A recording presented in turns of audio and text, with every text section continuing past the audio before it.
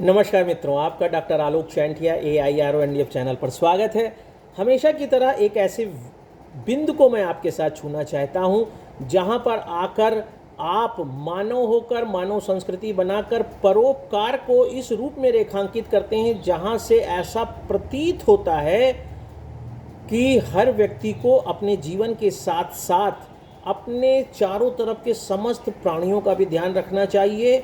और अगर मैं इस परोपकार को यह कहूं कि यह कल्चरल इकोलॉजी का सबसे अच्छा उदाहरण है, क्योंकि परोपकार का मतलब है कि आप पौधा का भी संरक्षण करेंगे, आप जीव जंतुओं का भी संरक्षण करेंगे। उन सब के संरक्षण से जो एक श्रृंखला बनेगी, एक जो जाल बनेगा, वह हमारे पारिस्थितिकी तंत्र को ही मजबूत करेगा। लेकिन क्या कल्चरल इकोलॉजी के इस बिंदु को हमने कभी गंभीरता से महसूस किया? मैं किसी भी मानव शास्त्र, समाज शास्त्र, साइकोलॉजी जैसे विषय की दुरूहता में जाने के बजाय एक बहुत सी सामान्य बात आपके सामने रख रहा हूं कि जब मानव होने का गुण मानवता है, यानी कल्चरल इकोलॉजी को स्थापित करने का एक महत्वपूर्ण स्तंभ शब्द है परोपकार, मानवता। तो क्या उन सब में आपने कभी सोचा है कि जैसे मानव को शरीर में 1 लीटर पानी की कमी होने पर प्यास लगने लगती है, मानव का शरीर हो चाहे किसी प्राणी का, उसका 70% भाग पानी होता है। ठीक इसी तरह से जब आप परोपकार की परिभाषा में किसी भी जीव जंतु के सामने अपने घर के बचे हुए खाने को डाल देते हैं, वैसे तो भारतीय परंपरा में आगे की रोटी गाय को, पीछे की रोटी जो लास्ट होती है वो कुत्ते को देने की प्रथा है। और उसके पीछे वैज्ञानिक तथ्य यह है कि पहले खाना बनने में जब हम गाय को रोटी देते थे तो गाय में यह क्षमता होती है सूंघने की कि यदि उस पदार्थ में कोई ऐसा तत्व है जो आपके लिए उपयोगी नहीं है तो वह उसको सूंघ कर छोड़ देगी। ठीक इसी तरह कुत्ते के लिए है कि रखे हुए अंत के भोजन में भी कुत्ता इस बात को जानने में सक्षम होता है। लेकिन व्यवहारिक रूप में, सामान्य रूप में हम हमेशा मानव होने के कारण अपने द्वारा पाले गए जंतुओं में मुख्य रूप से गाय और कुत्ते के भी जीवन का ख्याल रखते हैं। इसी तरह से दूसरे जानवरों का भी ख्याल रखते हैं। हम चींटियों के लिए आटा डाल देते हैं। लेकिन क्या हमने कभी यह महसूस किया कि इन प्राणियों को भी प्यास लगती है?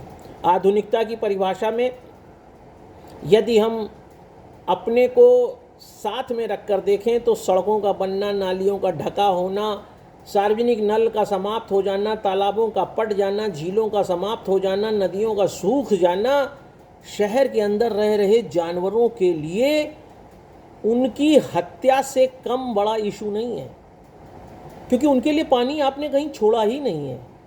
वो कैसे जिए? आपने 2 रोटी उनके आगे डाल दी और आपने समझा आपने परोपकार किया, आपने एक अच्छा काम किया और आपके खाते में पुण्य लिख गया।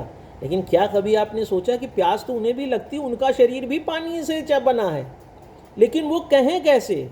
और इसका मैं सबसे अच्छा उपाय मैंने जो महसूस किया, जो वैज्ञानिक आधार पर है, अगर जानवर को प्यास लगी है तो आप कितना भी खाने को देंगे वो सूंघ कर छोड़ देगा, और वही यह संकेत होगा कि उस जानवर को प्यास लगी, आप उसे पानी दें।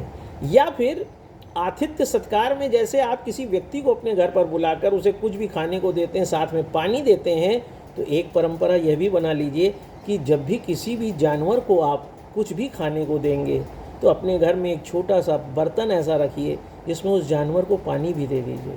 पिएगा, नहीं तो अतिथि की तरह छोड़ देगा।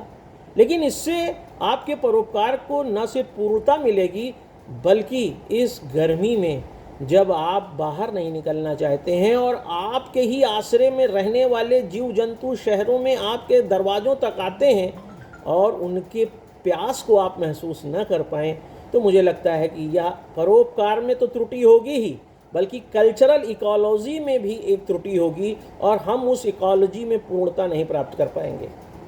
निश्चित रूप से हम पौधों को पानी देते, पेड़ को पानी देते हैं, वहाँ पानी देना भी इस बात का प्रमाण है कि हम कल्चरल इकोलॉजी के माध्यम से सभी को जियो और जीने दो के सिद्धांत पर काम करते हैं।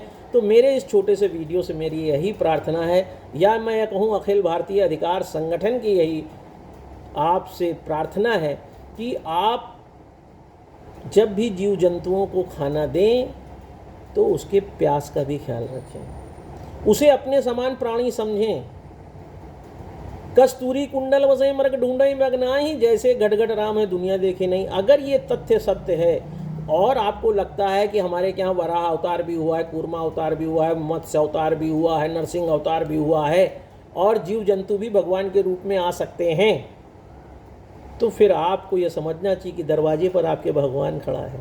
और इस तथ्य में भी इस बात को रखने का प्रयास इसीलिए किया गया है, इसीलिए जीव जंतुओं के रूप में अवतारवाद को रखा गया है, ताकि आप जानवरों को देखने में सहृदय रहें, आपको ऐसा महसूस हो कि हो सकता है यह भगवान हो। मैं उसके तर्क और वितर्क में नहीं जा रहा, मैं सिर्फ यह कहना चाहता हूँ कि यदि जानवरों के जीवन में आपको भगवान की आकृति नहीं दिखाई दे रही, तो आप अपने ही सांस्कृतिक प्रतिमानों को छोड़ रहे हैं, आप अपने ही उन तत्वों को दूर कर रहे हैं जिनके आधार पर आप कल्चरल इकोलॉजी के माध्यम से उस दबाव से अपने को दूर ले जा रहे हैं, जिसके माध्यम से न सिर्फ आप अपने जीवित रहने का प्रयास कर सकते हैं, बल्कि अपने साथ साथ पेड़ पौधे जीव जंतु सबों का कर सकते हैं।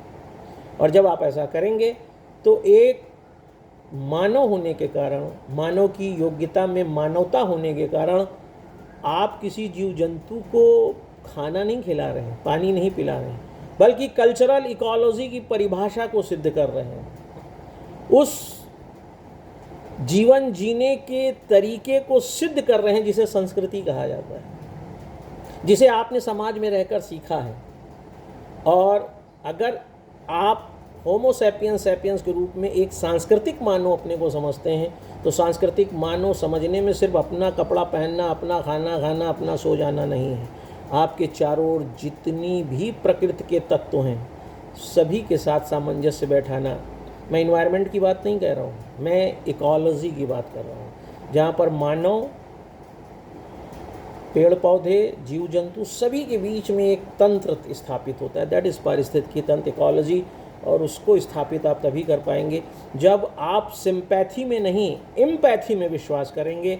आप उनको सहानुभूति मत दीजिए, समान अनुभूति दीजिए कि जैसे आपको अपनी भूख का ख्याल है, ऐसे उनकी भी भूख का ख्याल है। निश्चित रूप से यह वीडियो आपको थोड़ा सा सोचने का अवसर अवश्य देगा।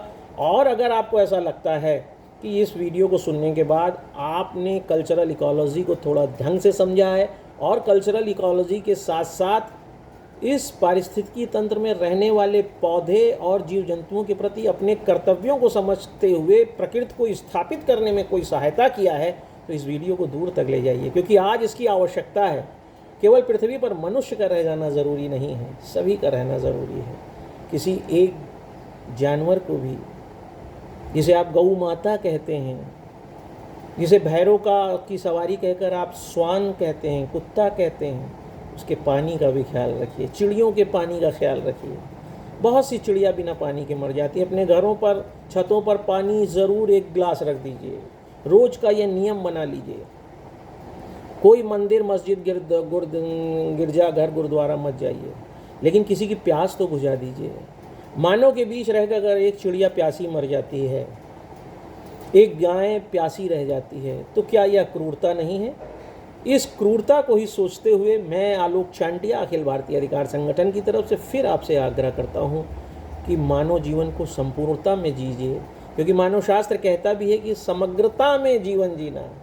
समग्रता का मतलब सिर्फ मानव संस्कृति तक अपने को न रखना, उस समग्रता में शामिल होना चाहिए कि आपके माध्यम से कितने जीव जंतु, पेड़ पौधों के भी जीवने की संभावना बढ़ती है, और वो आपके कर्तव्य से दूर हो जाने पर प्रकृति कितनी छत विछत विघटित हो जाती है, इसको भी इकोलॉजी में, मानव शास्त्र में आप महसूस करिए, कल्चरल इकोलॉजी को महसूस करिए, ताकि हम पृथ्वी पर मानव शास्त्र के संदर्भ को सही में स्थापित कर सकें। नमस्कार।